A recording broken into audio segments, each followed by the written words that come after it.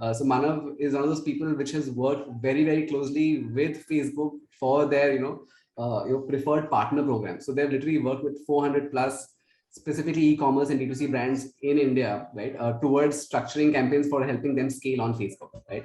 And because he's gotten this wide exposure across sectors of D2C companies, I thought that would be a really good deep dive into figuring out, okay, what works across sectors, what is common across sectors, and then how could you structure yourself to go to that next level of growth, right? Like, so running Facebook ad is pretty simple. You put a card, you can structure, you can do many of those things, which is in day in, day out. But what are those expert tips, right? What are those expert ways of structuring for scale?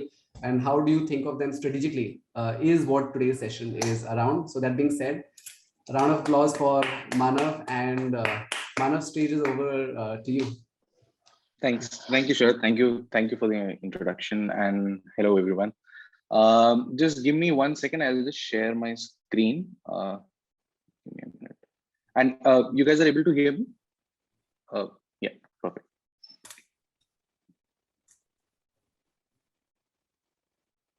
Okay, you guys can see the screen? All good? Perfect, cool. Okay, so thank you for the introduction, Sharad, but I'll also just give you guys a brief about myself and my company, Blue Digit. So I'm one of the founders at Blue Digit, and Blue Digit is one of Facebook's only very few independent preferred partners. We handle ad spends of about 15 CR per month across platforms. I myself, I'm an engineer from Delhi College of Engineering. I've also done my MBA from IIM Kozhikode. And I also had a very short stint with BCG, but it was actually a very short stint because very quickly I realized I can't fit into that structure. So the program that Sharad was also talking about, which is the Facebook Managed Partner Program, is something that I wanted to speak about because a lot of what is covered in this presentation is taken from our experience of consulting over 500 brands as a part of this program. So this program was started by Facebook to help advertisers who have recently started on their journey on Facebook ads to grow and scale on Facebook family of apps. How it works is that we get some accounts every month from Facebook and we consult them over a 3-period month to help them structure and scale their ads. So whatever I have covered during this presentation is taken from our experiences of the problems that brands have usually been facing on Facebook, and I've tried to sort of answer that during in this presentation. So the first thing that I would like to start with is structuring your audience, right? Like somebody was talking right now about the top of the funnel, middle of the funnel, and bottom of the funnel. It's a good way to think about audiencing. That's a good way to think about segmenting. So the idea behind this segment is to understand how to structure the different audience segments that you've created, and then what to do with these segments, right? Once you've created these segments, once you fit them in one of the stages of your funnel, what to do with them. So by the end of it, I hope to have given you a structure to think about your ads, sort of a framework where you can have a grid of ticks and crosses that this is working for me, and particularly XYZ is not working for us. So that's the idea. So let me start by briefly introducing the types of audiences on Facebook, because I'm sure you guys have come across these audiences, right? The first and the most straightforward way of creating an audience on Facebook is by targeting certain interests or by targeting some certain demographic qualities of the cohort, right, of the segment. That's the most straightforward way of doing it. And that's usually where any brand would start, right? You would figure out my target audience would have XYZ interest or would fall under this demographic, and you start targeting them.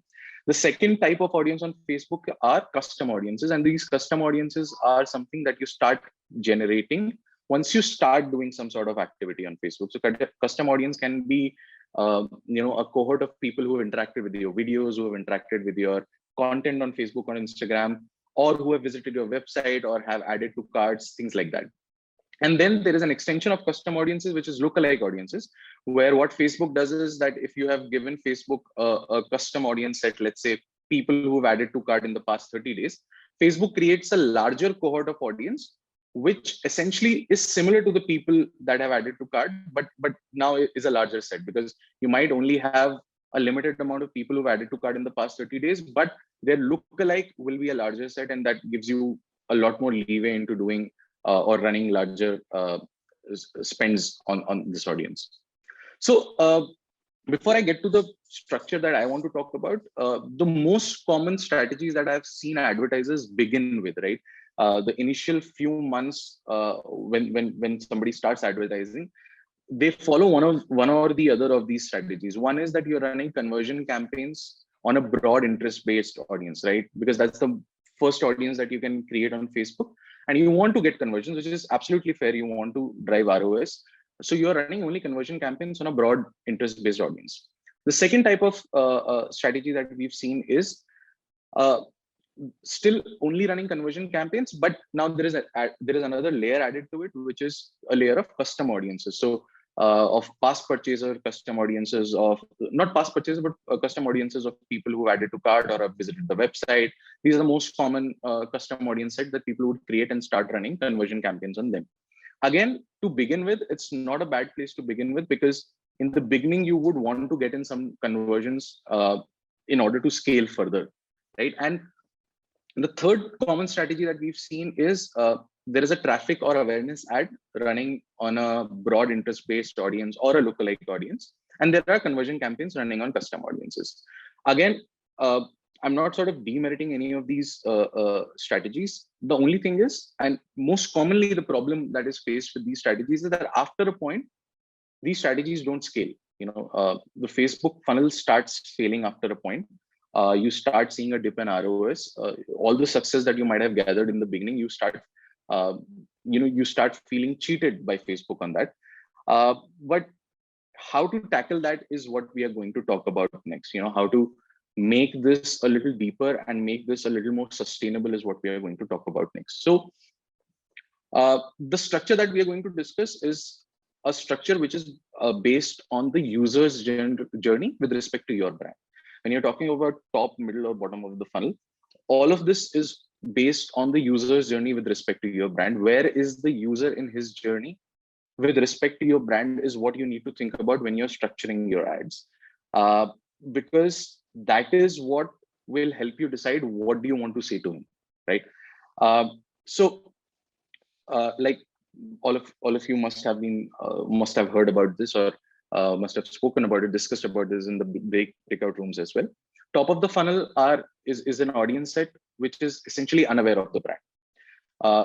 They are somebody who might be interested in the product or in the category that you're offering, but they're somebody who are not aware of your brand in particular. Middle of the funnel usually is a very huge segment, and most of the times we've seen this is the segment which is the most neglected as well. Now, these are the people who have in some way or the other interacted with your brand, but have not taken any high intent action. So they might be your website visitors, they might be people who have engaged with you in the past, but they are not, they have not shown any intent to purchase till now. Bottom of the funnel is a segment which has taken a high intent action with respect to your brand. How this actually translates practically to the audiences, the types of audiences that you have on Facebook, is what we are going to discuss now. Just a minute. Sorry, just give me a minute. Yeah. Okay. So what we'll do is let's take some examples of audiences that you might create on Facebook and Instagram. And what we'll do next is we'll try to put these audiences in this funnel and see if we are on the same page when we talk about top, middle, and bottom of the funnel, right? So some of the audiences that we are seeing here is website visitors in the past 30 days. You know, this is the sort of data that you would get from your pixel. Then you've got past purchasers in the last 30 days. You've got add to carts in the last 30 days. You've got website visitors in the last 6 days, last 6 to 7 days as well. Then you've got an audience that you've created based on somebody's education level or industry of work, right? These are demographic based audience. FB and Instagram engaged audiences the last 30 days. 1% lookalike of your past purchasers. Life events based audience. So for example, if you're selling something which is a gifting item, you would want to target people who have their birthdays coming up or whose parents' birthdays or anniversaries are coming up. 3% lookalike of past purchases, FBIG engaged 180 days, add to carts 180 days. So just wanted to clarify that these audiences make sense, right? You understand what we've created here, right? Yeah, just give a thumbs up, maybe just to make sure everyone's on the same page. Yeah. Yes. Okay. Got it. Cool. So what we'll do next is, and I would like you guys to sort of participate in this as well, is that we'll take each of these audiences that we've created and we'll try to put it in the funnel. So if you could just do this, help me with this, and if you could put in your chat, send, and you can send that to me as well. We'll take these one by one. So we'll start with add to cart 30 days. If you could just type in the chat T, M, or B for top, middle, or bottom of the funnel, where do you think this audience segment would fit the best? I just wanted to get a general understanding of, where we are. How can I see the chat? Yeah. Right. So let's start with add to cart 30 days. What do you think? Where would this fit in the top, bottom, middle? Where?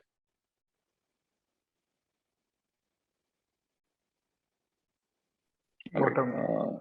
I'm seeing a lot of B's here. All right. So add to cart 30 days would be a bottom of the funnel audience, because somebody who's added to cart has shown a very high intent towards your brand. He went to the trouble of choosing some products, putting them in the cart, but then he did not initiate checkout for some reason or the other, right? So this person is in the bottom of the funnel for you. He or she has shown some high intent action. Now, if I've created an audience, let's take the next one, based on educational level or industry of work, where would this fit?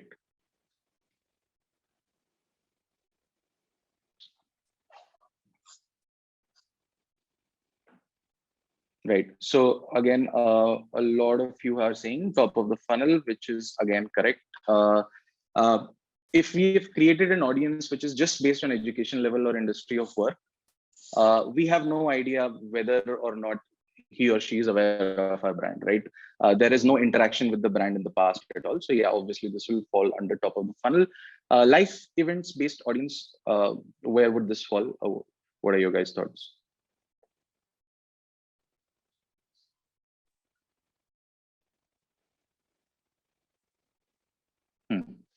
Again, a lot of top, and I think I saw one middle.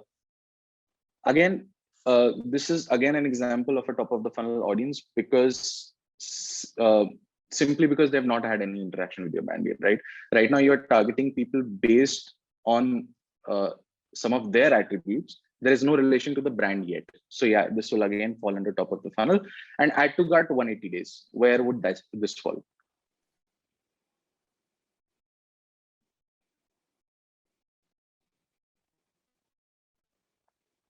I thought this would trip a lot of people off, but no, it's not. Yeah, it's going to fall in the middle of the funnel, as a lot of you have said. Add to cart 180 days falls under middle of the funnel simply because the high intent action was taken a long time ago. So you don't really know whether that intent still exists. You know, he or she might have already purchased a similar product from a competitor, so you don't know that. So he or she would, although they have taken a high intent action, but because of the time that has passed, it will now fall under middle of the funnel. All right. Sorry, is my slide visible? I can't see it. Just give me a minute.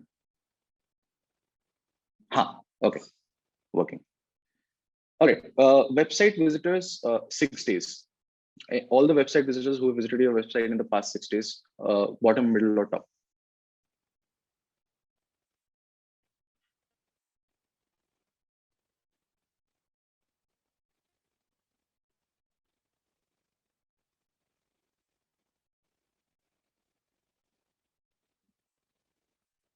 Okay. So this one is a little confusing, right? Whether it is middle or bottom. Ideally, we would put it under bottom of the funnel, again, because of the recency of the action. You know, somebody who's just recently visited your website, let's say somebody who's visited your website yesterday, and they have spent, a considerable amount of time on your website.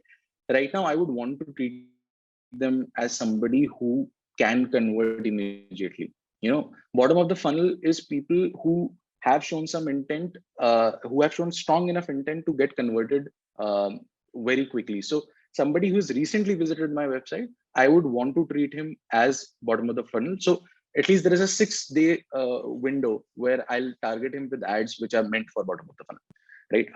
Once he's moved to more than 6 days, he would then fall back, right? FBIG 180 and FBIG 30 days engaged. Where do you think these would fall? Let's start by 30 days.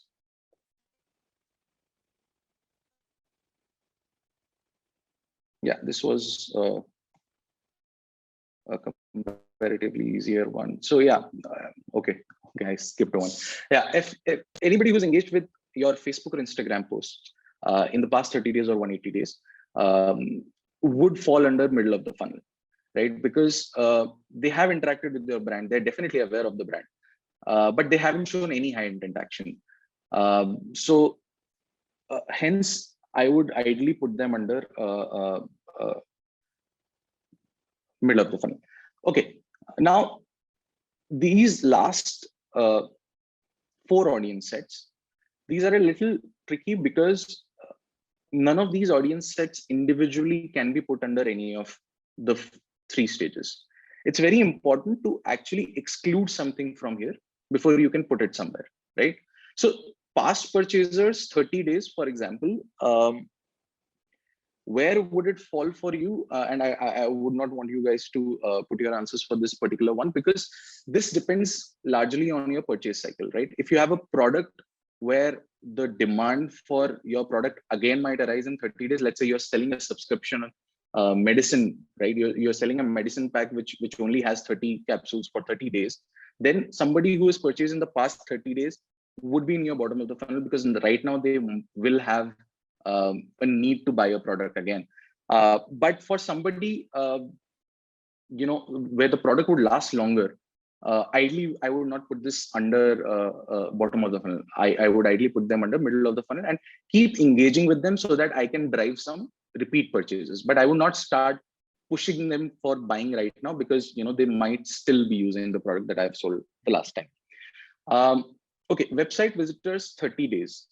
The thing again here is that if you keep website visitors 30 days, you will have to exclude the website visitors 6 days from this to actually put it somewhere, right?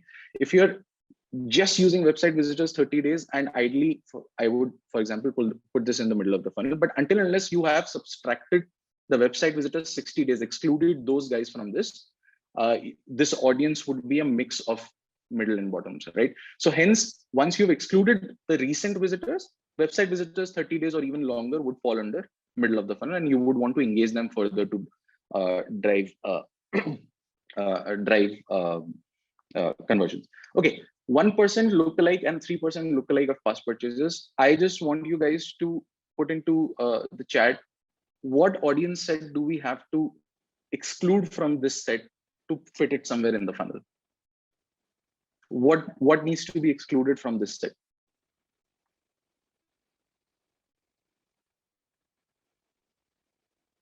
Any ideas?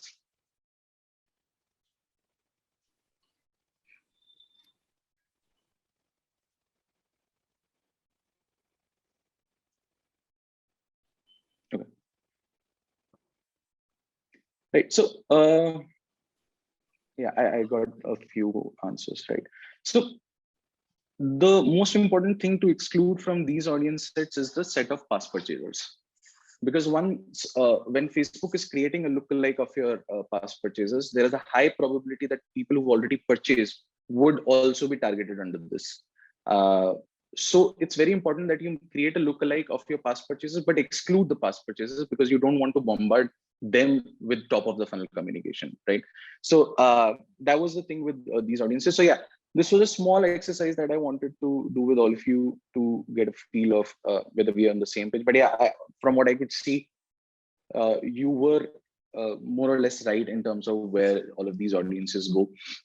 Now, why this was important is because when you're looking to scale, when you're looking to go from X to Y, it's important to have this entire funnel in place and keep feeding different levels of the funnel from the previous level, right? Because for example, a lot of you might be having this conversation a lot of times that, you know, in the last 2 days, the CPMs have gone higher and hence my ROS has gone down, right? If you are somebody who is highly dependent on top of the funnel audiences, then you're leaving yourself vulnerable to the market forces, right? So whenever there is a Diwali or a Christmas, when everybody is running ads on the same top of the funnel audience, your CPMs are going to go high and the dip in ROS is going to be a lot more. Whereas if you already have a set of captive audience in middle of the funnel and the bottom of the funnel, and these are good enough, big enough chunks to actually keep talking to them, then during those phases when you expect the CPMs to go high, you can start focusing more on and bottom and reduce your dependence on top of the funnel in order to get your blended ROS, have the least impact on your blended ROS. A lot of times what we do is that before any any highly competitive phase like a Diwali or a Christmas, we run a lot of top of the funnel and middle of the funnel ad to feed into. So the top of the funnel would feed into middle of the funnel, and the middle would feed into the bottom. We run a lot of ads which show products with prices, and then when, let's say, Diwali or Christmas comes, we slash those prices and give them a sale and only focus on middle and bottom for the conversions. At that point we stop focusing as much on top of the funnel, and that really helps. You know, that even with discounts incorporated gives a good enough ROS, because a lot of the people who have been sitting on the fence for so long would just convert because they know that No, the I product was can't X and watch. Y. Right. I can see a few raised hands. Sharad, should we take the questions? Yeah, sure. Drishti and Dharmendra. Why don't Drishti go first? Yeah. Yeah, I had a question in terms of the past purchases, right? So for instance, say there's a new product launch, a new category launch, right? In that case, like you said, right, for a brand, the past purchases 30 days might fall depending upon the frequency of the product that they've bought. Now, say there's a new product launched in a similar category, or there's a new category launch. In that case, how does the past purchaser, like, what funnel would they fall into, right? And then of course, how would the communication be in that case? Like, Understood. I would like to think about it from the point of view of product benefit, right? So within past purchases also, you can segment that. What are those past purchases? Like, what have they bought, right?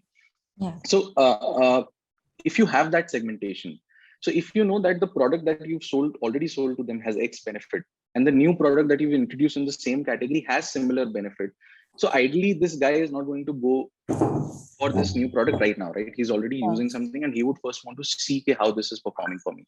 But if let's say you have introduced a product which has a completely different benefit to the user as compared to what he's using right now, then I would say that you can treat him, but I would still treat him in the middle of the funnel, because again, he has not shown a very high intent for this new category. Maybe it does not suit him. So I would ideally start focusing on him from the middle of the funnel, and then see if he takes any high intent action.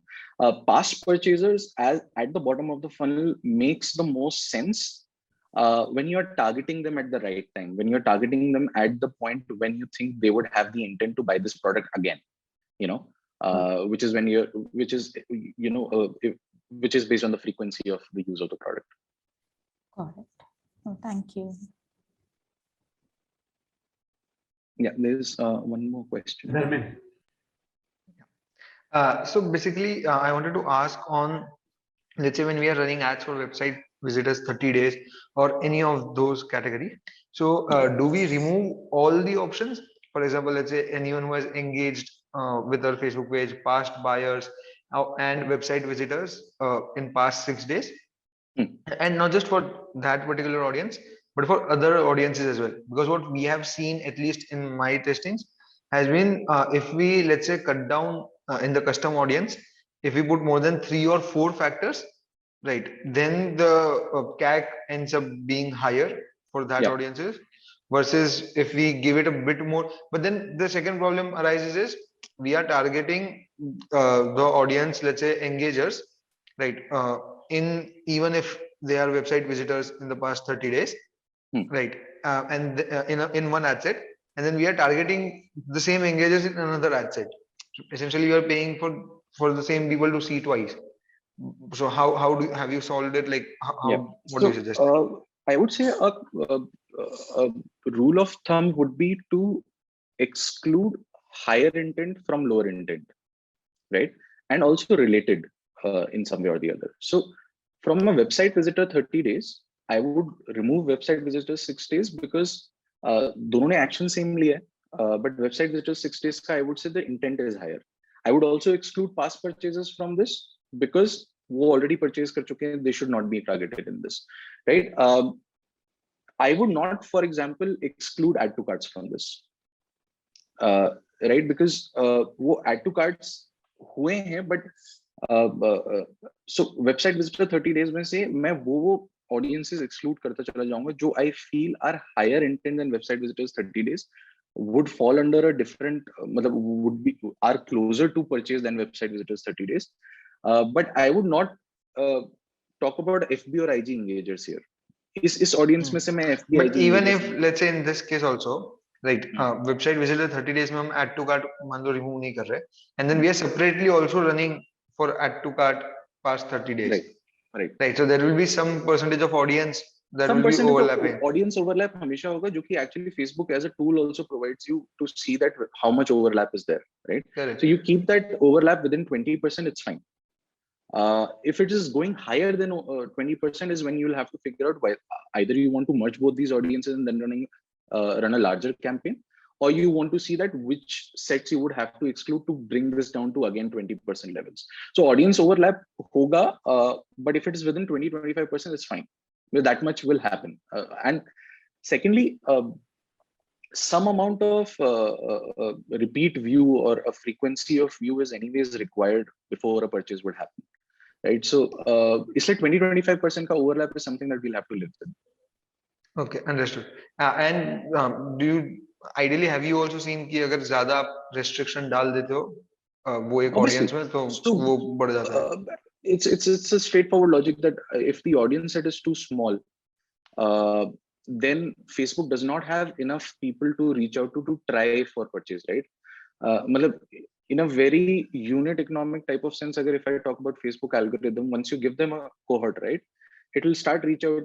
So ये मैं बहुत breakdown करके बोल रहा हूँ. Obviously, the algorithm does not work exactly like this, but a way to understand this is कि let's say it reaches out to 5 people within that cohort. Tries कि इनमें से किसी से purchase आ रहा है कि नहीं, based on their past behavior. These are the most likely to make a purchase. Then if nothing happens from here, it moves on to the next 5 people. As soon as it has the first purchase, it knows कि जिसने purchase किया उसकी क्या attributes है. So the next person that I'm going to target is going to be somebody similar within this cohort.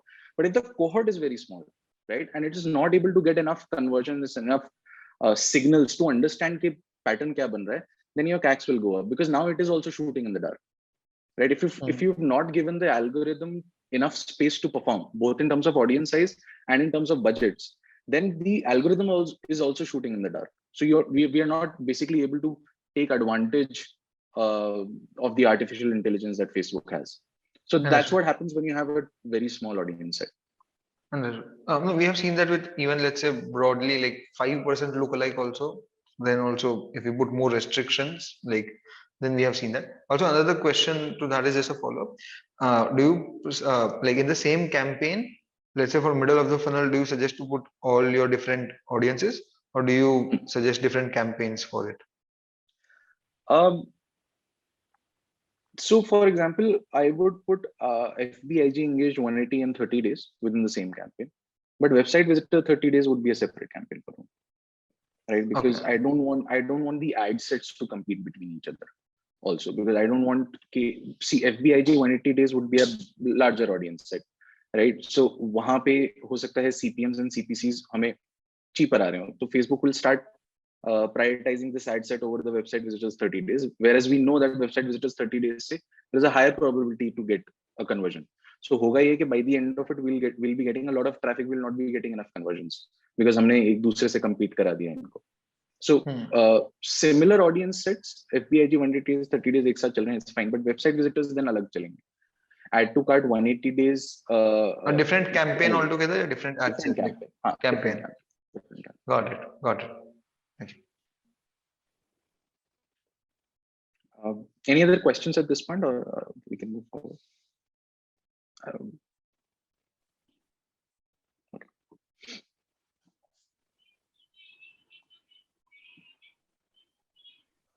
Sorry, somehow I'm not able to. Okay, right, cool. One short discussion that I wanted to have, which is about using Google, and I've put an asterisk here because Google is not relevant for all the people, for all brands, right? For a lot of brands, Google becomes a very expensive platform to run ads on, which is absolutely fine. It won't work for everybody, but for those where Google makes some sort of sense to capture intent, I just wanted to discuss one particular strategy that has usually worked well for us, which is, see, Google is very good with intent, right? With Google keywords, you will be able to figure out that, you know, what sort of intent level the guy is at, right? So for example, if you look at the types of keywords, there are short tail keywords, there are middle tail keywords, and then there are long tail, very specific keywords. Usually long tail keywords ka volume on Google is going to be low, but the conversion ratios here would be higher. And as you go towards middle and short, the ratio starts to go in the opposite direction. So you will have a lot of volume for short tail keywords, but then these are so broad searches that the conversion ratios would be lower. And middle is somewhere in the middle by the end of it. How we had utilized this, Google in one of our cases, that's just something that I wanted to discuss. So with Google, a good strategy is to only run Google ads for traffic, get people on your landing page, and then start remarketing them on Facebook and Instagram, because Facebook and Instagram, by the end of it, have a lower CPM than Google search, and they will always have that, right? So the case that I just wanted to have a quick discussion on was a client called Gynoveda. Now, Gynoveda sells very niche product, which is Ayurvedic solutions to, you know, women's problems, problems like white discharge, vaginal itching, and things like that. So here, capturing intent is very important, because it's very difficult to capture this intent on Facebook, right? Facebook mein aisa koi filter nahi hoga, but on Google, based on what somebody is searching, you are able to figure out that, okay, he or she has this problem and she's looking for a solution or not, right? So what we did here was that we categorized the keywords in terms of what they were searching for. For example, if somebody is just searching for broad terms like white discharge, vaginal itching, they're still in the research phase. We created a landing page which was showing USPs of the product and also showing educational videos, which were basically recorded by doctors, in-house doctors that the brand had. So with this, what happened was that anybody who was, let's say, in the initial phases of looking for a solution, they got that trust with Gynoveda, you know, these are the guys who made me understand what the problem was and how to solve it. So there was that trust factor. And once they landed on the landing page, we started retargeting them via our Facebook ads. We knew where they were coming from, like what they were searching, where they were coming from. And then based on that, we targeted the right ads towards them. And we also had this communication on the landing page as well. So there were 3 landing pages created, which had customized communication on them. And basis who was landing on these landing pages, we were also targeting them via Facebook. So users who were searching for antibiotic medicines, which are basically people who are right now looking at allopathic solutions, the landing page had a video which talked about the advantages of Ayurveda over allopathy. So basically, the idea is that with social, with digital, we can understand what stage of the journey the user is in and target them with the communication that will make the most sense to them. That is how you will be able to get the most out of your audience sets, out of your ads, right? So coming to the next bit, we have segmented the audiences. Now what do we do with them? And that's where there's a question, right?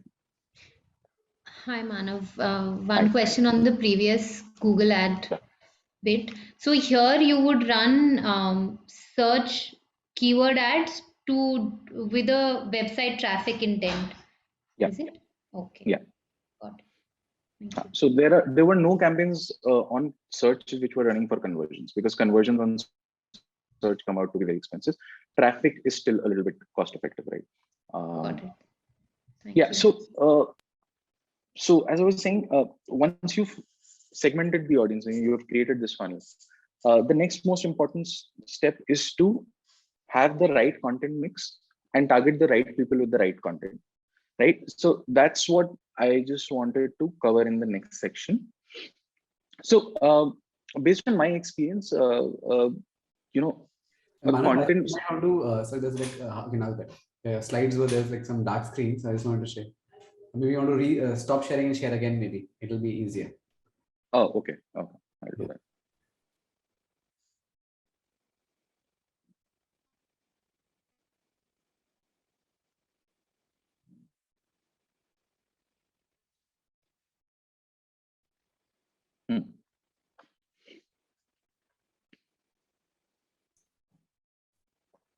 Sorry. Right. So, okay. Based on our experience, right? For a D2C brand, some of the common elements that you would have in your content mix would be these elements, right? There would be product benefits. Product benefits is basically anything which talks about what your product does, right? What is the benefit of it?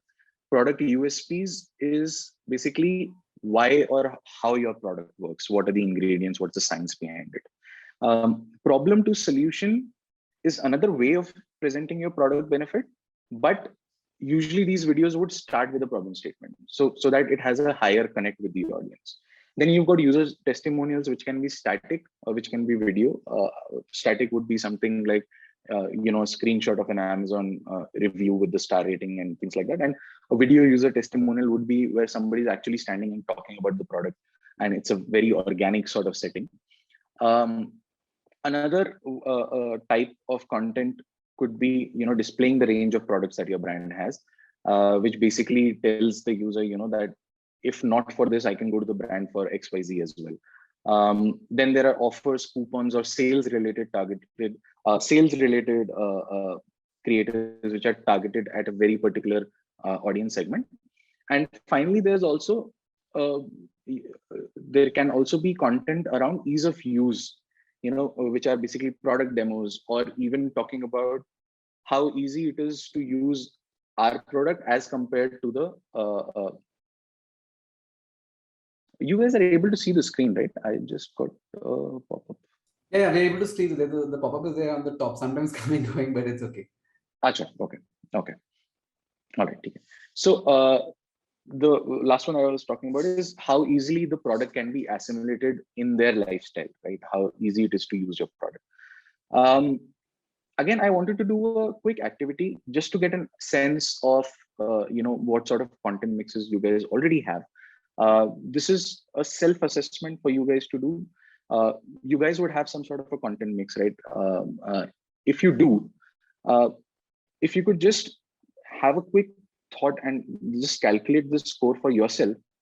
For example, if you have creatives or content around product benefit or product USP, you would give yourself a score of 1. If you have something around ease of use or assimilation or video testimonials, you would give yourself a score of 4 each.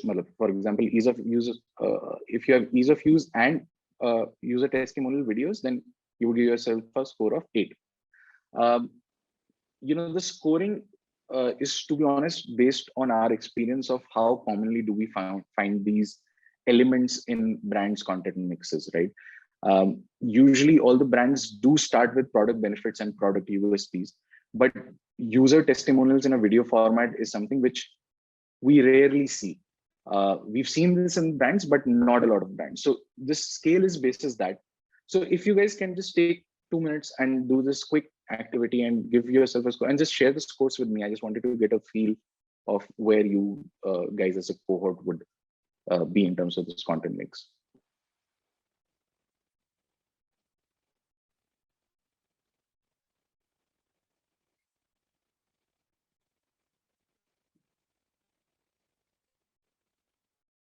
Is the activity clear? I'm sorry, I didn't ask. Yeah, maybe just to reiterate, the idea is you might have been running different ads for different types of content. If you are running an ad for that particular purpose, give yourself that number of score. Total, there's a score of 20, right? If you add all of this up, then you'll come to 20. So share your score with us on chat, right? Yes, Manav? Sounds good. Yeah, that's perfect. So yeah, we can see the screen. So each of these are different types of ad content you might be running. So if you're running, so make sure you give those points.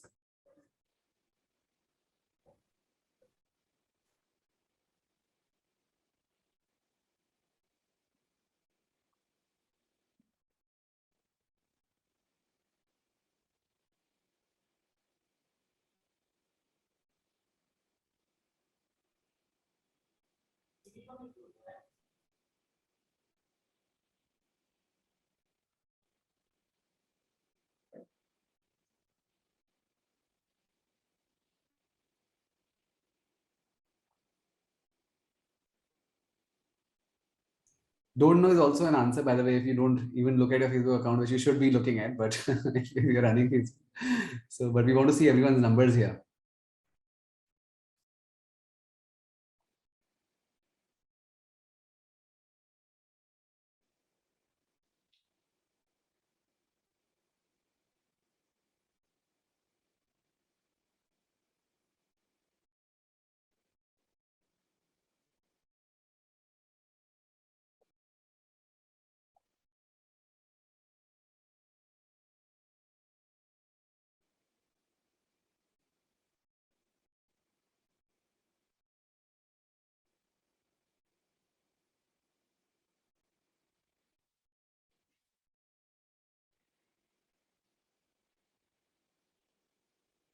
Got it. So I think mostly it's around 8, 9, 10, with a few 14s and 20s as well. Understood. These buckets are also sort of handy in terms of thinking about your content as well, right? That am I able to hit all of this or not in my content mix? So that it helps in that ways as well to have that complete picture of your content mix. Now, what I'll do is that place each of these content buckets into the funnel basis where these would fit the best. Whether a product benefit would go well with top of the funnel, middle, or bottom. But the thing here is that it's not necessary that product benefit would only fit in one part of the funnel. It can fit at 2 levels as well. So we'll go by stages of the funnel and see within top of the funnel, for example, out of this, what all would fit and what all would not fit and why, right? So if we talk about top of the funnel, so top of the funnel again these are people who are in research mode, right? They have a need for the product that you're selling, but they are not aware about you or your product benefits. So first and foremost, product benefits goes very well with top of the funnel. Problem to solution sort of creative, again, is another way of presenting the product benefits, but in a way which is more relatable, right? You start with a problem. You start with, do you have dandruff, and then give your shampoo, right? So that again works very well in the top of the funnel. The third thing which works very well is displaying the range of products, right? Because if at the top of the funnel you are able to showcase what all you have to offer, there's a higher chance that he or she might be interested. If not X, then in Y from your range of products, right? Now, if I look at the others, right, ease of use and assimilation. For somebody who's not yet aware of your brand, ease of use would not make sense to him.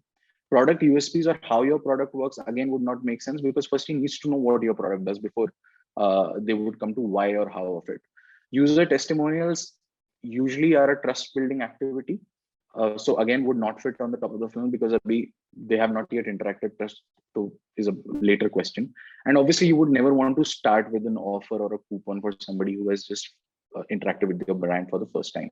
So the 3 buckets which fit very well with top of the funnel would be these 3. Now, when we look at middle of the funnel, product benefits can still come in middle of the funnel, because somebody who's, let's say, just interacted with your Facebook or Instagram ads once or twice, they might still need some convincing about what your product does, right? So product benefit, problem to solution fits very well here, but not necessarily the range of products. I would not strike out the range of products absolutely for middle of the funnel, but I would say that's a very good entry point. But somebody who's already entered, who's already interacted with your brand, you would want to give them a deeper taste of what you have to offer rather than going broad again. So ease of use and assimilation works very well with middle of the funnel, right? Somebody has seen your product. Now you're also telling him that it's very easy to use. The whole regimen is very easy to use.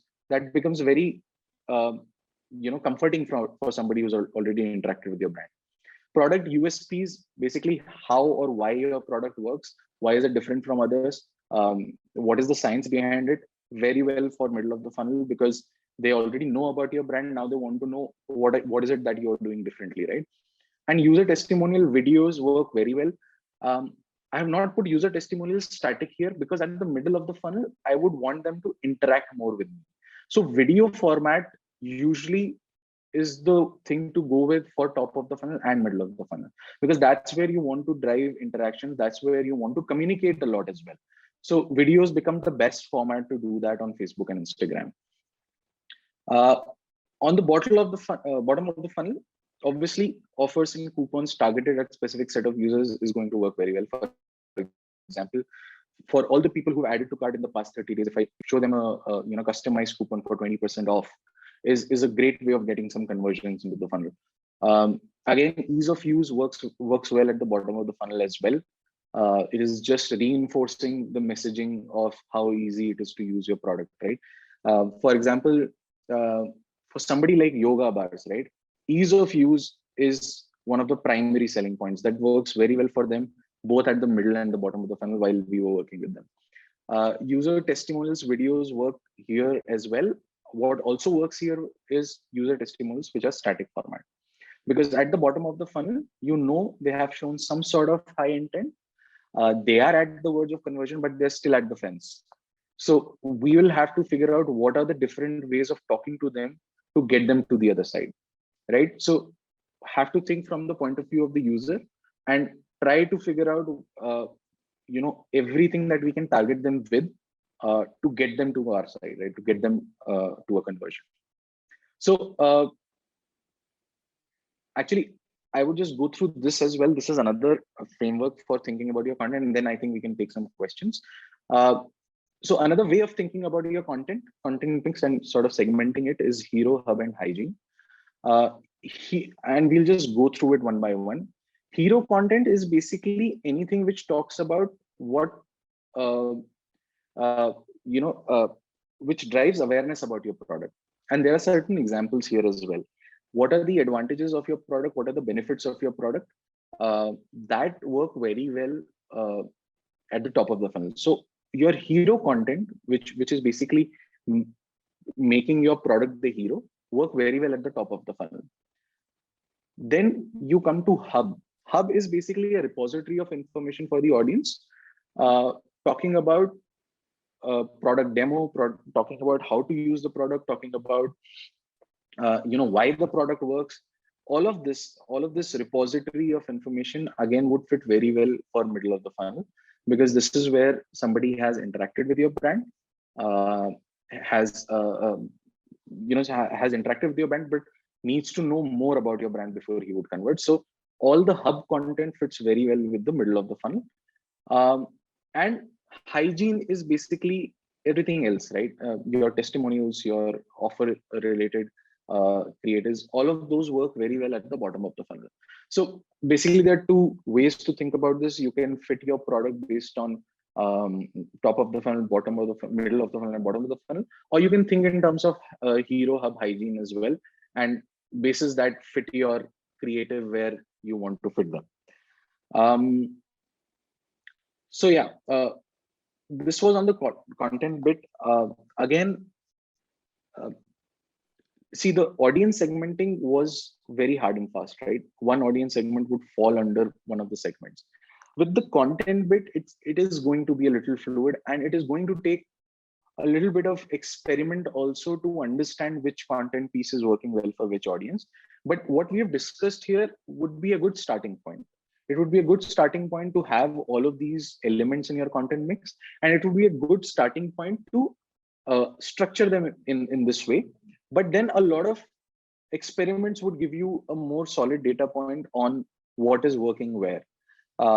So yeah, that's about the content bit. So if there are any questions, I think we can take them now. Yeah, I had a question in terms of, Yeah. so basically in terms of the categories that you showed across funnels, right? Right.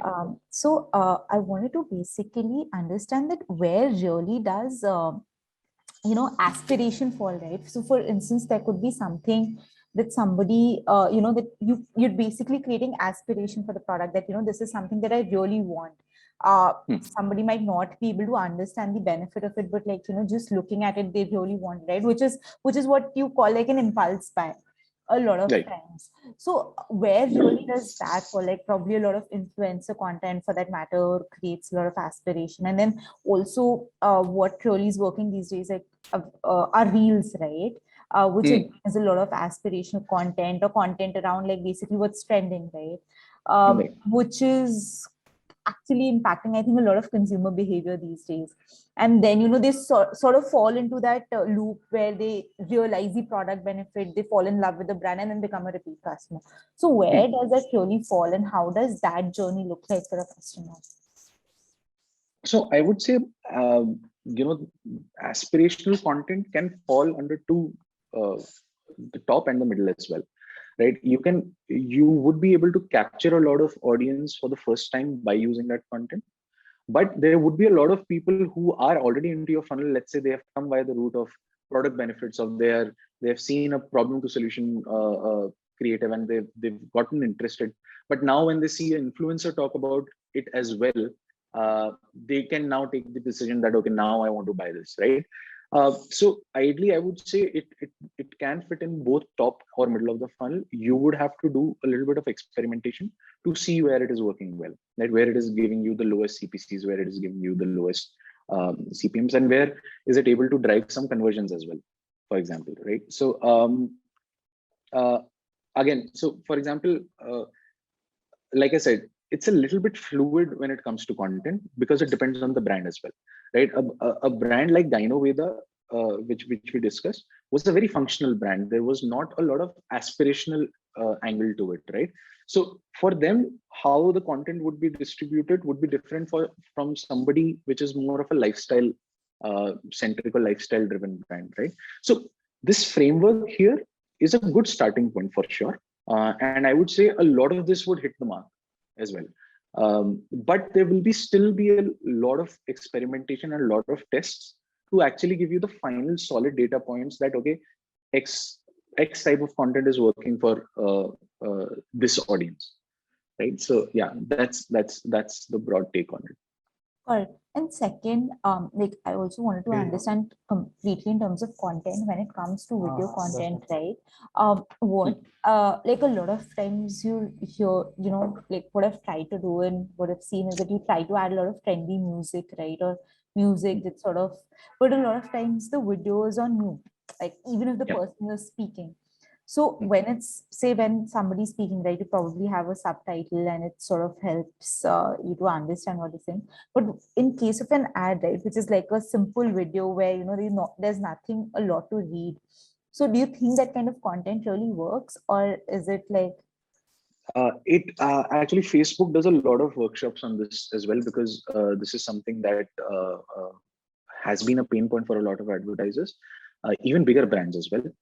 When you're designing for Facebook or Instagram, you have to design keeping in mind that the video will be on mute. If it's not on mute, that's a bonus, right? But you will have to assume that when the user is seeing your video, the device will be on mute because that's the default setting, right? Hence, even for a lot of bigger brands, what they do is that whatever TVCs they have running on air, when they convert that to a Facebook or an Instagram video, they add subtitles or they add text to it. Whatever feeling they're trying to communicate, they have to put some text around it. And there are a few case studies that I have that I think share with Sharad on how to tweak your content to make it more useful on Facebook and Instagram. A recent very good example that I have come across a lot of times is Sleepy Owl. They have created this ad which is sort of which is sort of directly tackling this point, right? But yeah, as a general rule of thumb, you have to assume that the user would be on mute while watching your content. Got it. Mm, Yeah. fair enough. Thank you. Anything else, or can we move ahead?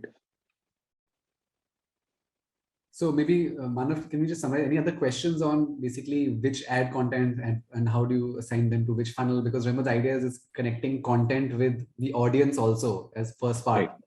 Right. So maybe Manav, can you just share how this pieces up together before we move to the next section? Yeah, just like Right. Right. So again, the thing to think about here is that when you're talking about a top, middle, or bottom of the funnel, what stage the user is in. Top of the funnel, they are in research mode, so they are looking for solutions, right?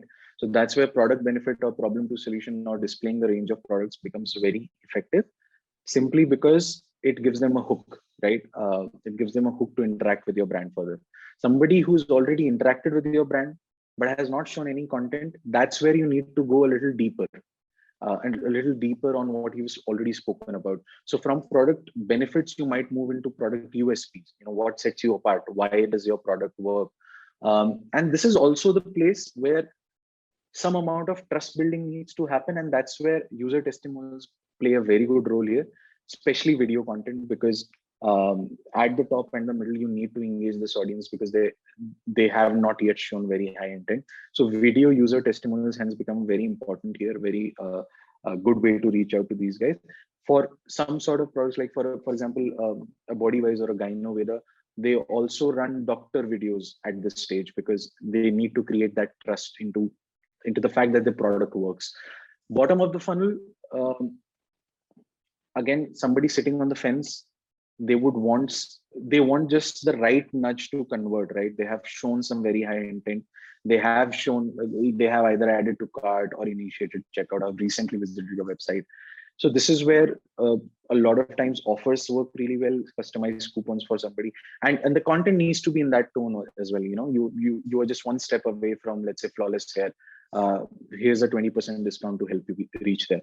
Or ease of use assimilation, user testimonials, all of this help them take that leap. This is going to be an easy transition for me, or it is going to be an effective transition for me. So that's where this content flows. And as I said, this is a general guideline.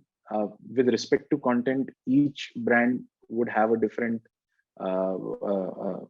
structure that would work for them. But yeah, this is definitely going to be a good starting point and a good framework to think from, right? I think there is another question. Manav, I had a question.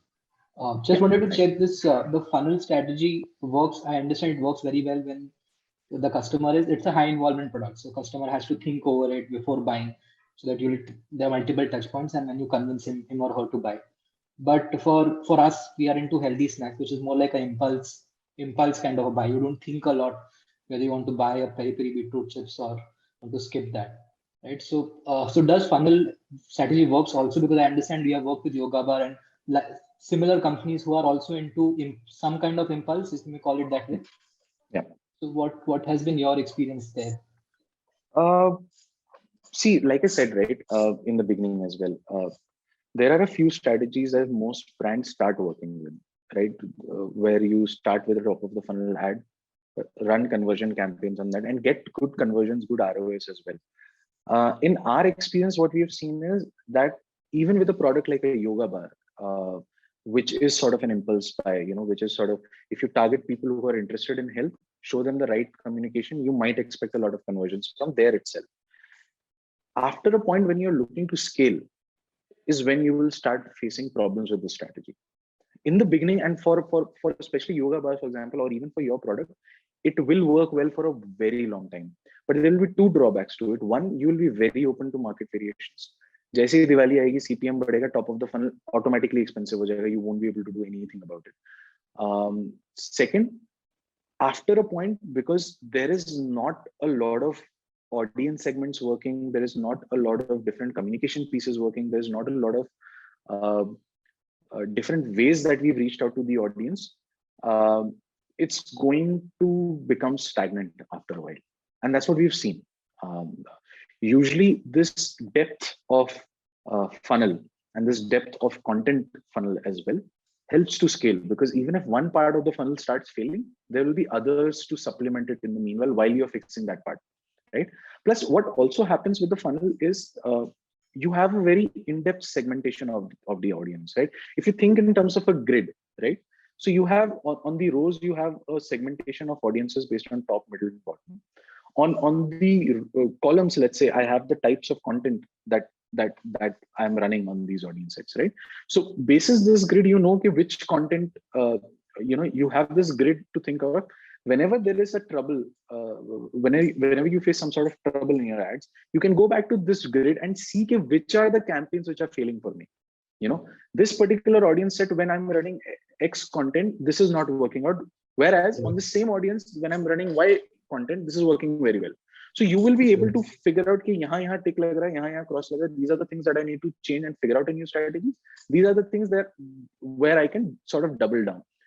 So what happens is that while in the beginning, a strategy like a strategy of having a broad audience and running conversion works very well. After a while, you would not be able to figure out what's working or what's not working, because you don't have depth either in the audiences or in the content. So you don't have a lot of space to work, sort of experiment and figure out new strategies as well. It's super interesting, because we were struggling with respect to understanding how do we do all this, because funnel is something which is commonly practiced and mentioned about. I had a follow-up on that with respect to content, right? So let's assume that we run 3 ads and we have spent X amount of money on that. Now you will see some ads will have great CTR, but not so great ROS. On the other hand, some ads will have very bad ROS or very good ROS, but a very bad CTR of sorts. So is there a way in terms of how you judge these ads and which ad to kind of close? I know understand there is no direct answer. Yeah, sorry, go ahead. I have a few thoughts on this. So any ad which has a good CTR, right?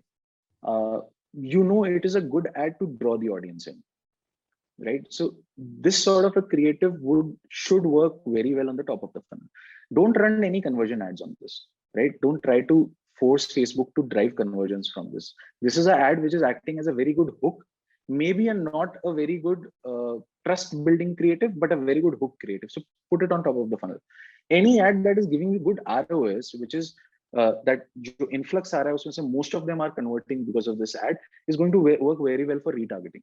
For retargeting people who have visited your website, who have interacted with you in some way or the other, or have even shown high intent. So right, so any creative which is showing a good ROS, which is basically showing a good conversion ratio, should work at a bottom or a middle of the funnel very well. But any ad which is giving you good CTRs should definitely be in the top of the funnel. Whether or not it is in middle or bottom depends on how well the conversions are driven from it. So super insightful. We never looked at it in that manner. Rather, we can use it the other way around and choose the ads which to put in on the top based on their behavior with respect to CTR. Yeah, but all of this only works if you have this segmentation, right? If you have a top or middle or bottom. If you don't have that, then that's where you'll get stuck, because you don't have any much depth to work with. Right. Great. Thank you so much. There's one more question. Yeah, I had a question. Essentially, I wanted to understand. So for top of the funnel or even middle of the funnel, while you are running ads, do you put that campaign as conversion campaign, or do you put website visitors or add to cart? Because at least in our experience, everyone has told us to put conversion only as the end goal, even though you want website visitors or something, because at the end of the day, it kind of refines the audience of the quality audience that is coming in. Even for that. So what do you suggest there? Okay. So like you said, right, a lot of people suggest running conversion campaigns on the top of the funnel. We also do it.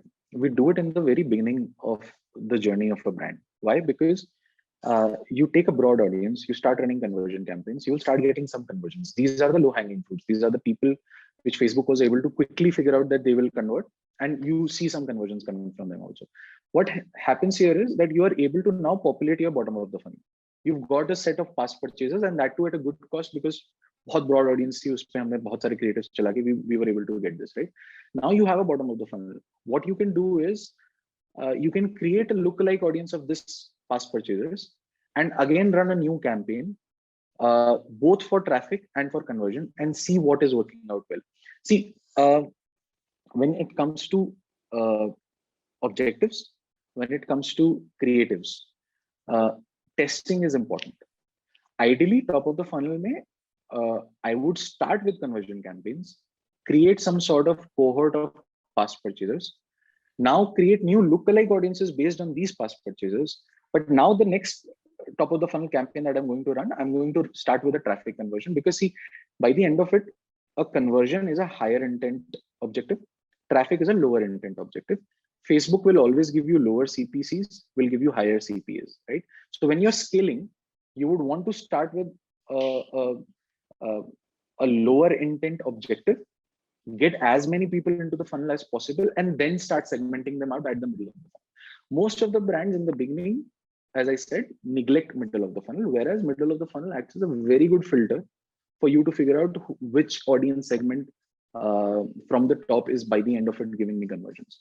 So rather than going from directly top to middle, top to bottom, which is directly running conversion ads at the top, you create a middle layer as well and do the filtering here. But this will only happen once you're aiming for a certain level of scale. If you're not operating at a certain level of scale, yeah, middle of the funnel ko involve karna estimate does not make a lot of sense, right? So it depends on the scale.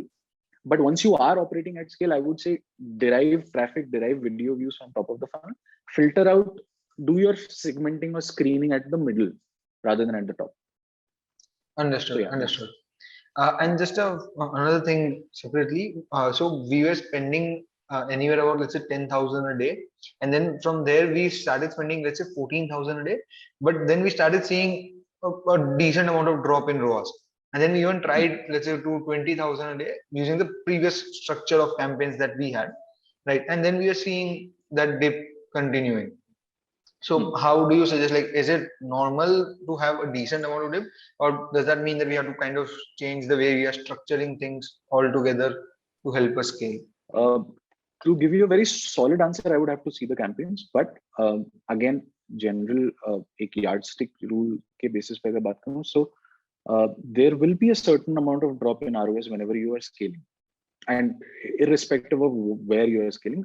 When you are in the process of scaling, the first 15 days there will be a drop of ROS, because right now Facebook is looking for newer audience segments to expand your brand into. So I would say 15-20 days that you can expect some amount of drop in ROS. But once it has expanded into the new segment, and it has figured out now in the new segment also what sort of people are working out well for this brand, you will see it coming back to normal. But if you're seeing a sudden, I would say, dip in terms of, let's say, you see that you expanded from 10 to 15,000, you saw 50% dip in your ROS. Now that's something which is troubling.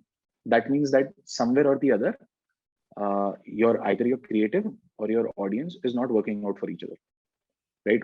Who you're talking to and what you're telling them is not matching once you start expanding.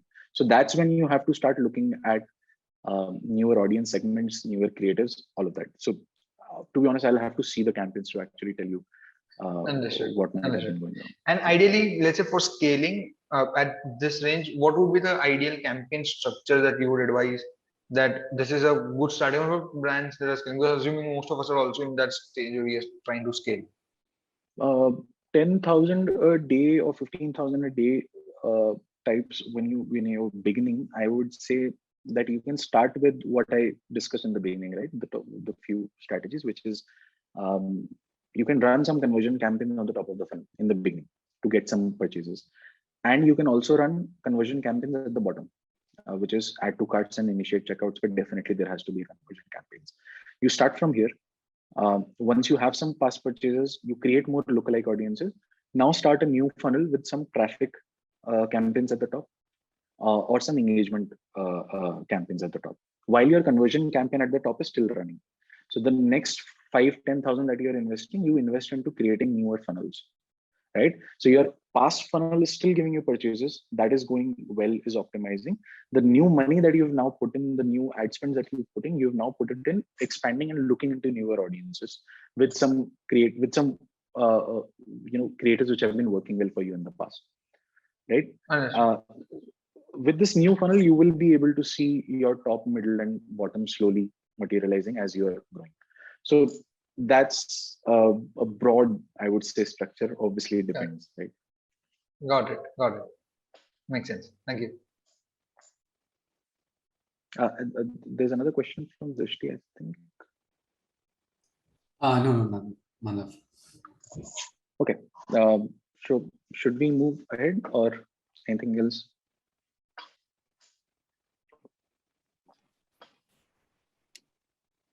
Right. Wanted to cover just two more topics from the point of view of some other issues that you might have faced while running ads, but because these two topics are also essential to run a successful campaign. So one of the issues that maybe you might have seen, or maybe you might see in the future, is that suddenly one of the part of your funnel has stopped performing, and there is a sudden dip. I'm not talking about a 10-20% dip. I'm talking about a 80% dip suddenly. Usually in these cases, the first thing that we take a look at is the pixel, the events that are firing from a pixel. And right now that would mean a pixel or a conversion API, whatever you've integrated in the website. So there is an events manager on your Facebook dashboard, which is a very good space to start from when you're looking at whether your pixels are firing correctly or not. So for example, you will see this example where the page views, add to cart, initiate checkout, everything is working fine, but there is something wrong with the purchase pixel that is firing, right? Because you can see there is no recent activity. So somebody would come to us saying that my campaigns were running fine, but suddenly I saw a dip in purchase, and now I'm not able to track purchase. I'm not seeing any purchase on the Facebook dashboard. This is the first place that we would go, and this is something that you can also do on your own, because Facebook provides a way to test your pixel as well, and to also tell you what is going wrong, right? There's also a Facebook pixel helper that you can integrate in your browser to see whether a particular page is firing the pixels and what all pixels, what are events it is firing. So it's very important to have all of these custom events also set up. So it's not just page views, but it has to be add to carts, initiate checkout, add to wish list, registration, purchases, all of the more number of events that you can think of that can fall into a user's journey, the more you will be able to segment your audience. So it's important to have all of these custom events, and it's also important to keep checking whether these are firing correctly, which you can very easily do from the events manager, which is a part of the Facebook dashboard. Second, a lot of times I'm getting enough traffic, but conversions are low. So while there obviously is a lot that you can do on the end of campaigns to solve for this, but a lot of times what is neglected is also what happens after the user lands on the page, right? So there are certain landing page, I would say, suggestions that we've given to a lot of brands. For example, which is basically about adding some additional elements on your landing page. So you would obviously have a landing page with the right product picture, with description, but things like this can be very well added to it. For example, you can put a demo video right on the page itself, or you can put a user testimonial video right here, so that while they're scrolling through the page, they have more content to interact with. They have the ability to develop a deeper understanding of your product. So how your product works, or what are the USPs of a product highlighted here on the product page work out really well. If you have got some sort of certifications, putting them out there as a trust building element is a very good idea as well.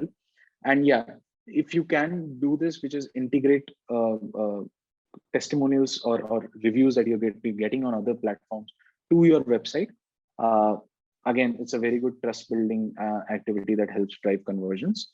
One last thing on landing pages is that you should definitely have "you may also like" section, because it really helps driving your average ticket size up. So if somebody is landing on product X and you think there are 2 more products which complement this product well, should have "you may also like" section on the landing page. These are just some additional elements that I just wanted to cover in terms of landing page as well. Okay, so just to summarize what we've discussed till now, the first major part was that create a structure of audience segments based on the user journey. The second bit that we covered was having a healthy content mix, right? First, you need to have enough creatives and enough types of content to actually target it to people. Then interact with each part of the funnel with custom communications to get most out of each segment. And finally, obviously, like I said, content is a very fluid topic. So you need to keep running tests on different audience and content combinations to find out the winners and double down on those winners. But I just wanted to quickly touch upon what happens if you don't do this, right? Where you might get stuck is something. Ameya, you have a question? We can take. Yeah. Just on the testing bit. So, do you recommend having like a separate campaign which is just purely testing? After you kind of run the campaigns as they are and then figure out which are the winners. Because what happens is if you add an ad to that campaign, then it will again go into learning. Yeah. So as a best practice, usually, Ameya, we try to run A/B tests in parallel. So while there will always be some star campaigns, right, which are giving you the most ROIs, giving you the most traffic or whatever their objective is, you never disturb those campaigns. Leave them aside. Create new campaigns to run further tests, which can tomorrow become your star campaigns also, right? But at any given point, the winner campaigns, the star campaigns are something which are not to be disturbed. You just wait for their life cycle to end so that you can start banking on a new star campaign. That's how we usually approach this. Yeah, but you don't recommend like having a purely a test campaign karke with a open audience as a targeting, and then if you have, if you have that sort of leeway within your marketing budgets to run those, it's a great experiment to have because you will get new data points from it. But most of the times I have seen that there's a pressure of ROS, a blended ROS of the overall ad account against the tests that need to be run. Hence, a middle ground becomes a better way of doing it, that keep running some campaigns with some objectives and keep getting some learnings out of those. Okay. Thank you. Yeah, this one more question. Hi, Manav. I had a question. So for top of the funnel, there are two types of ads we've run in the past. One is, with a traffic intent, which we tried almost like several years back. And the other one is, to a larger audience, showing a video ad that we know works well, and making the objective as view content. So getting as many people to view content on that and then retarget them.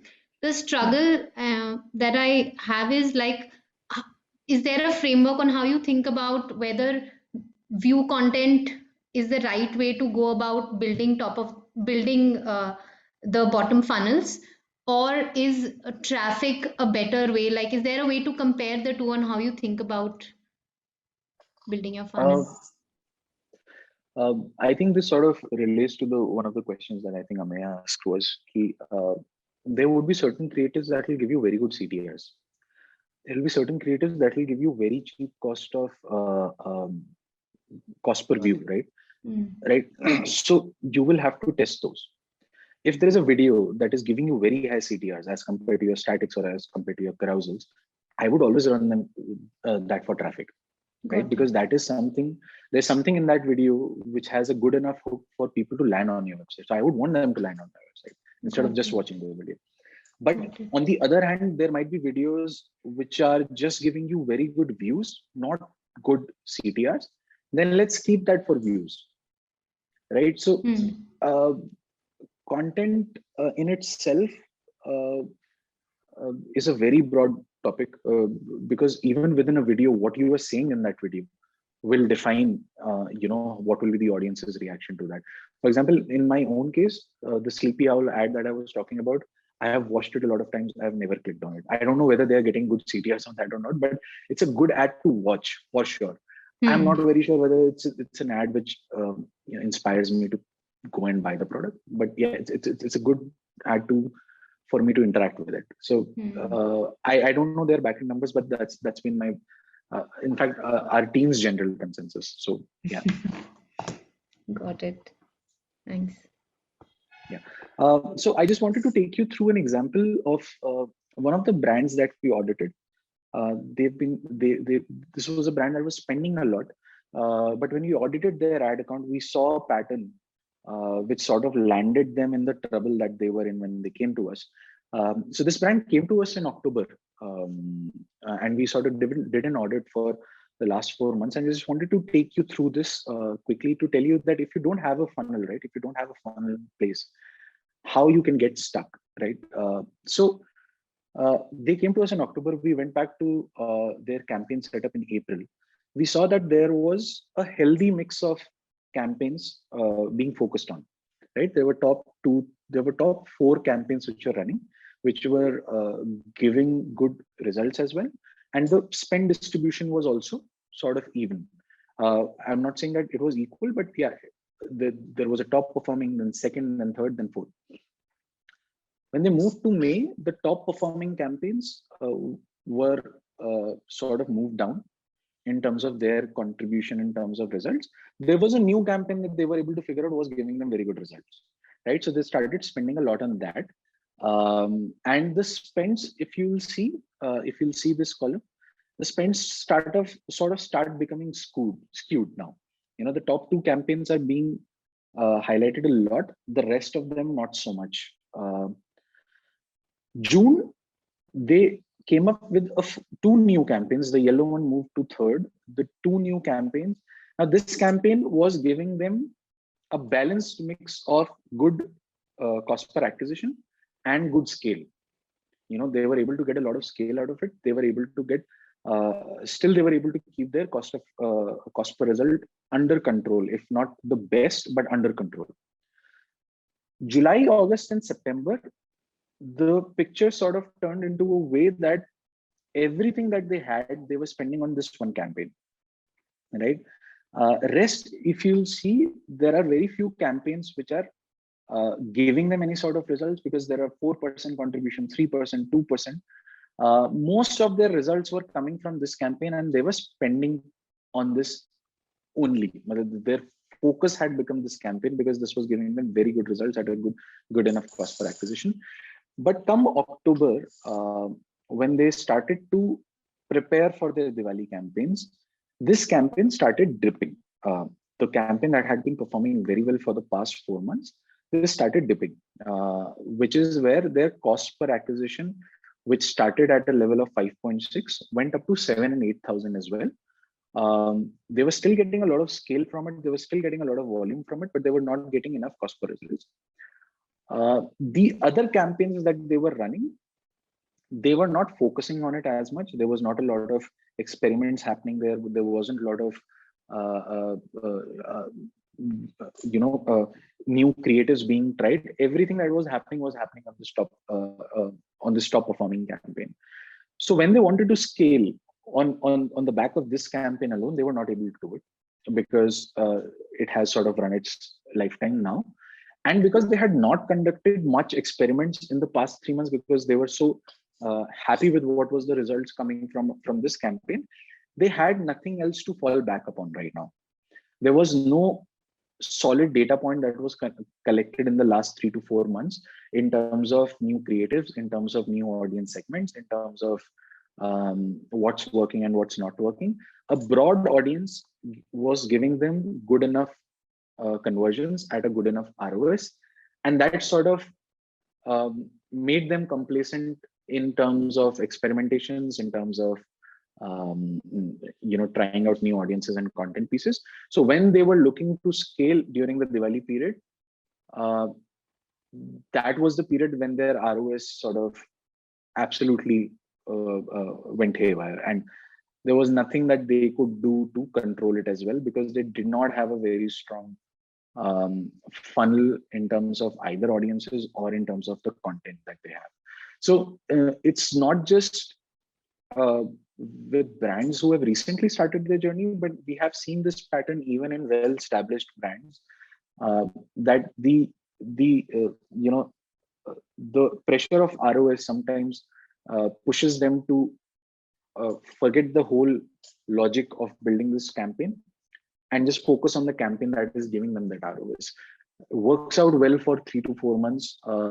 Mostly in this period, you will start seeing that performance dipping, and you would not have anything to fall back upon. So this is sort of a cautionary tale that I just wanted to introduce, that not having this funnel where it can land you.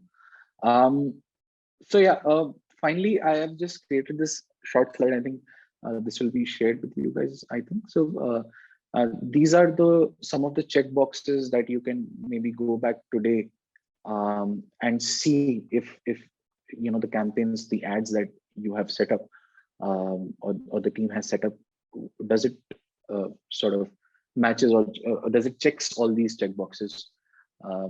It's just a handy little list for you to have that self-assessment. So yeah, that's it. That's all from my end. Awesome questions, people. Yes, raise hands and then Manav can cover that. Okay, Manav. Yeah, I'll just go. So something outside of what we've discussed, Manav, I was recommended by someone to use Zapier to be able to capture conversions that Facebook is not able to capture. And it's something that I struggle with, because after installing Zapier, I do see a significant difference in the ROAS that I'm seeing with Zapier. So obviously it has, if I look at ROAS as the metric, it is helping me take decisions on those ads which I otherwise would have stopped. But what is your take on it? To what capacity, does it help? Should I be using it in a better way than just looking at ROAS as the metric? So yeah, with the recent changes, especially with iOS 14, Facebook's attribution has gone a little haywire. So there are 2 to 3 things that we do to sort of balance out everything.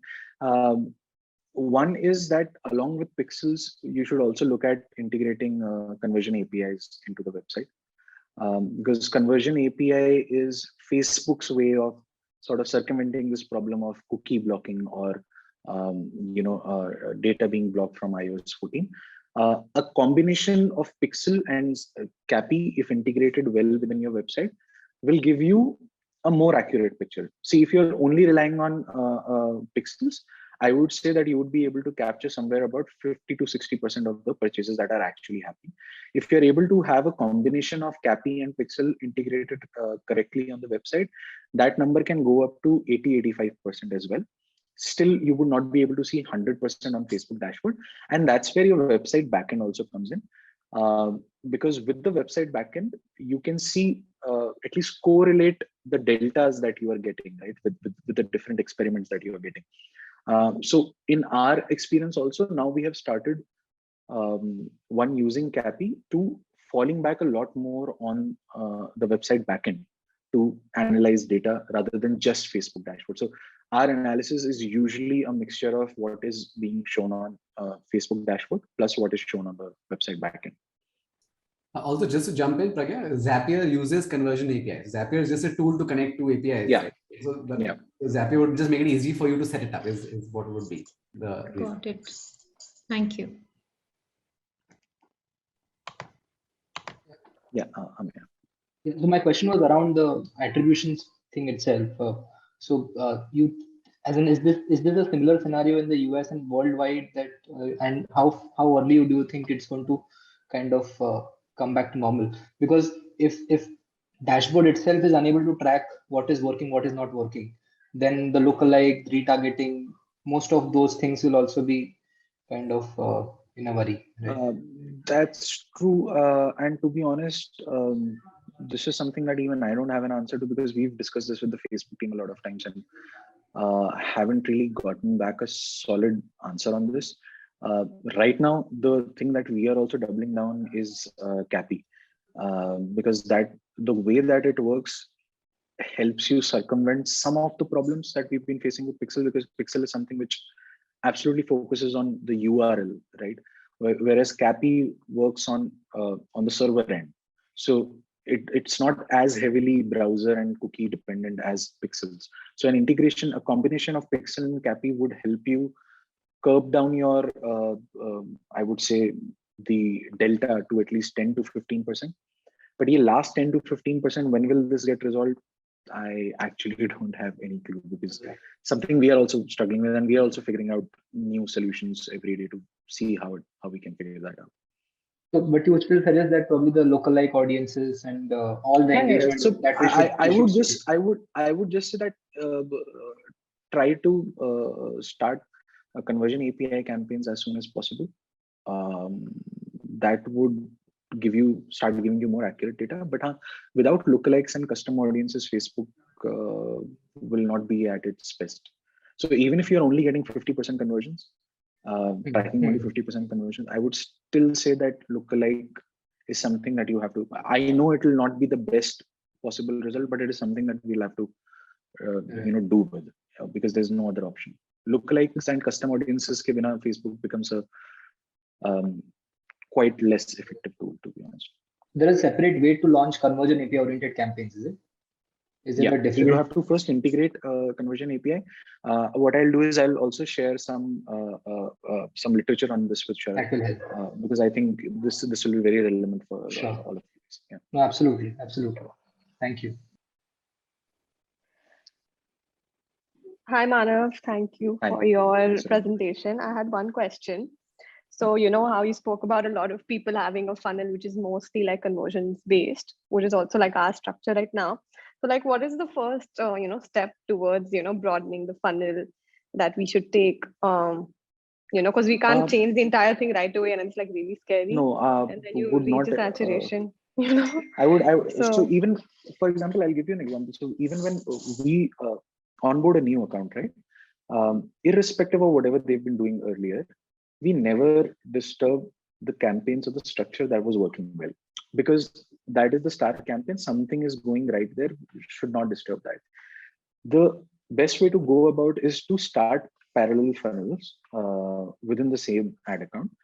And I think one of the best ways to start with it is to create a lookalike of your past purchases, create a lookalike of your audience based on their lifetime value as well.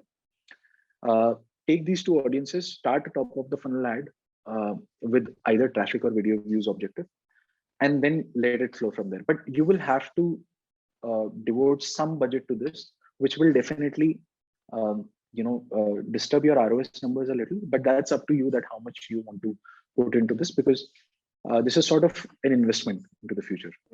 That's how I look at it. Yeah. One last thing, where can we see that overlap percentage? Because I don't think I've ever been able to see it as a percentage. Is there? No, it is within Facebook dashboard itself. How can I show that to you? I'll look it up. It's in audiences section. So in audiences, in the audience section. Yeah, you basically select two different audiences, and then the option for overlap will pop up. But that's just between audiences. Overall, we can't see a percentage, right? If there's multiple, overall, okay. No, that's all. Okay. Between audiences, you can see it from this section. Yeah, got that. Okay. Yeah, I actually had a question around the campaign structure a bit. So right now what happens is, if we let's say run a CBO campaign, right, which has 4 different ad sets to 4 different audiences. And what happens is budget does not get evenly spread, and not just evenly, but we see it as a very skewed numbers. And then same thing happens within the ad set itself. In the ad set, we have let's say 3 or 4 different ads, right? In that also we see very different. So then when we decide to, let's say, turn off particular ad or an ad set, it just gets really difficult to say that which, on what basis do we do it? Because let's say, for example, one campaign is doing well, but then very less amount was actually spent on it, right? Yeah, so usually how we go about this is that what happens within a campaign budget optimization is that if you've started a campaign with an X objective, right? With campaign budget optimization, Facebook is basically going to spend on that campaign that is giving you the best results. So once it has started skewing towards one particular ad set a lot, I would ideally shut down all the rest, start a new campaign with the remaining ad sets, right? Now there is another campaign which is running again on campaign budget optimization, but the ad set which was already taking the hat or was the winner campaign is running separately. I have shut down all the other campaigns because now they are not getting the space to perform. Started a new campaign with all those ad sets, and now give them again the space to perform and see how it turns out. So you will be able to get a few winner campaigns through this process of elimination as well. But then wouldn't that create audience fragmentation, and basically you will be paying for the same audience 2 times, right? Because what will happen is we have one campaign where, let's say, one particular audience has one ad which is working, and then now we create another campaign with the same audience but with a different ad. So I was not talking about ads. Within an ad set, I would not do this with ads. Okay, if it's running, if it's focusing too much on one creative, let it happen. Let the other creatives be for now. I'm talking about between different ad sets, right? So if there are multiple audiences running within the same campaign, I would take the audience out and run another campaign. Within the same ad set, if you're talking about the same audience and there is a particular creative that is working well, take that as a signal that, whatever you are talking about in this creative is working well for this audience. So in fact, you can actually take it home and say, okay, this is this combination of creative and audience is working out on this objective. So let that be. But then what happens is, even when we have wanted to test out, let's say, the other audience, creatives, right? How do we do that? Because what will happen is, if we create another ad set with the same audience and do not put the star creative but the other 3 creatives, then again the same challenge. No, I would not do that, because if the other 3 creatives are not performing, they're not performing on this audience. That's fine.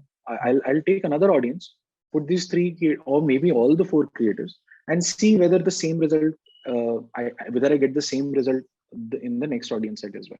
Because it's not necessary that all the creatives will work out well, right? No, it's not work out well, but they did not get like hardly 500 bucks. They did not get enough space because Facebook was getting results from one of those creators. So let it happen. By the end of it, I'm getting the results, right? It's okay if the other creators do not get a chance to perform. So then you take those creators, try out a new audience. Don't disturb this audience. And by the end of it, we have to think from an audience content combination perspective, right? So if an audience content combination is working well, I would let it work well. I would not disturb that. I would try out the other contents on other audiences. Good. And how often do you change? Let's say if there is one conversion CBO campaign which has, let's say, 2 or 3 ad sets, which has multiple ads which are working well at this point, and then over time, like how often do you change it? Do you do testing in the same one? Because it will go, the whole campaign will go into learning again, right? So I usually for us it's a 15 to 30 days window before I do any sort of optimizations, because we would ideally want all the campaigns to first perform, right? To give them enough space in terms of really seeing whether they are performing or not. But we have worked with certain brands jahan pe the ROS pressure was so much that we were not given that window to let it run for 15 to 30 days. Right? In those cases, we had to do it on a 7-day window as well. In which case, yes, a lot of your campaigns then end up in the learning phase.